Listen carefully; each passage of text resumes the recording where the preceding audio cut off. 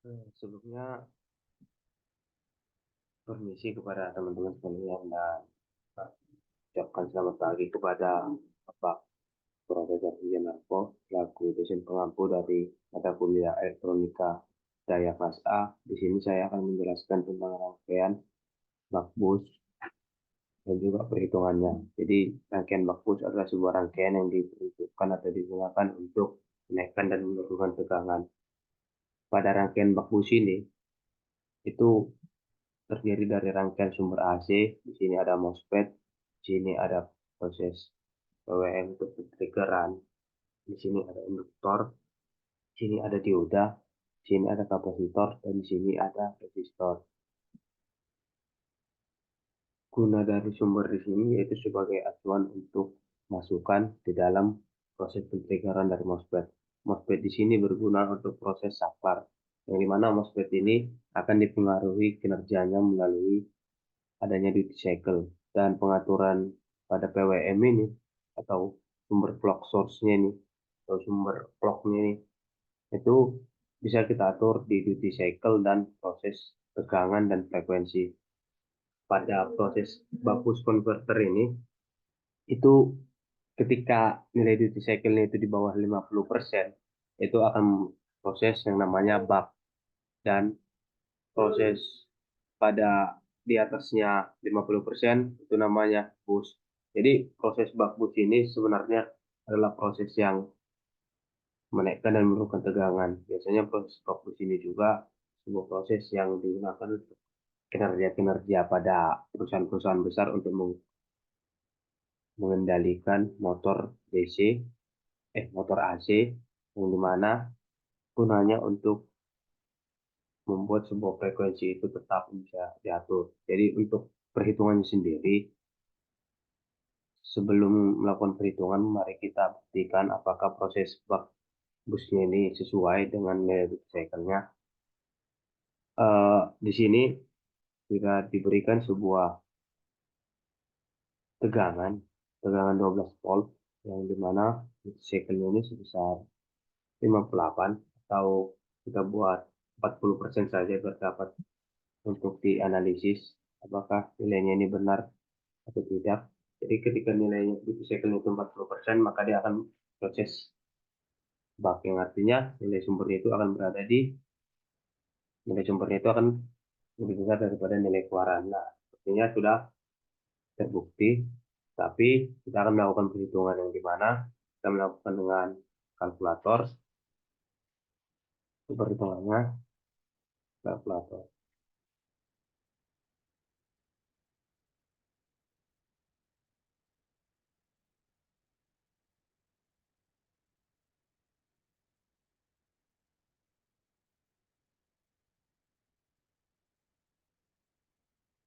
Jadi di sini rumusnya itu merupakan Pin plus 1/duty cycle, di mana nilai dari Pin ini tadi adalah 12 volt. Jadi nilai dari Pin, ya, nilai dari Pin, nah, kalkulator nilainya itu adalah Pin itu 12 dikali dengan duty cycle-nya itu 40%, berarti 0,4 0,4 dibagi dibagi 1 kurang 0,4, yaitu 0,6. Hasilnya itu sekitar 8. Nah, ini adalah 9. Jadi itu dipengaruhi oleh proses yang namanya ada rugi-rugi pada proses pembangkitan induktor, di mana induktor di sini bekerja sebagai sebuah komponen yang dimana gunanya itu tegangan atau arusnya itu hanya bisa dibangkitkan ketika ada proses PPL induksi. Jadi induktor ini adalah sebuah proses yang menghambat arus, yaitu memperkecil arus. Sementara kapasitor adalah proses yang kebalikannya, yaitu memperbesar arus. Jadi di sini sudah terbukti pada duty cycle 40%, nilai keluarannya itu atau nilai outputnya lebih kecil daripada nilai inputnya. Sementara kita naikkan di 70%. Apakah pada 70% itu proses pas convertnya itu terpenuhi atau tersesuaikan? Jadi seperti kita lihat bahwa nilai keluarannya itu 26 dan nilai sumbernya itu 12. Pada proses rangkaian benar, di sini mari kita uji dengan proses penghitungan. Jadi perhitungannya sama, itu 12 dikali dengan duty cycle-nya 70, 0,7, kemudian dibagi dengan 1 dikurang duty cycle berarti 0,3, yaitu 1 kurang 0,7, 0,3. Nah, 28. Nah, itu 28 nilainya, yaitu tidak jauh beda. Di sini nilai 27 hanya 1 volt, dan itu nilai rangkaian biasanya memiliki sebuah perbedaan karena diakibatkan oleh adanya tingkat komponen-komponen di dalamnya, yaitu seperti induktor tadi dan seperti kapasitor.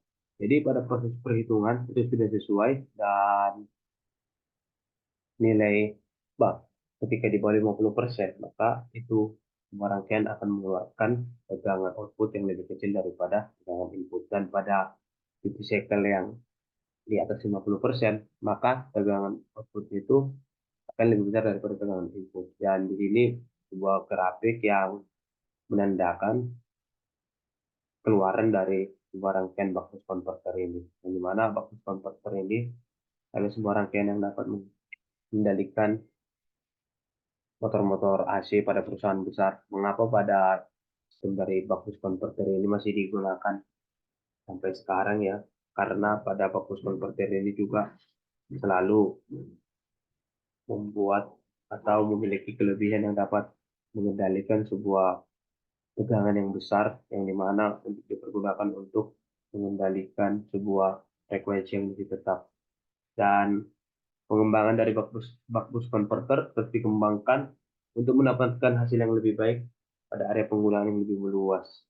Jadi penggunaannya ini masih tetap dilakukan sebuah perkembangan-perkembangan yang tujuannya untuk dapat mengendalikan atau agar dapat terus membuat lebih baik lagi ke depannya tentang inovasi-inovasi yang baru.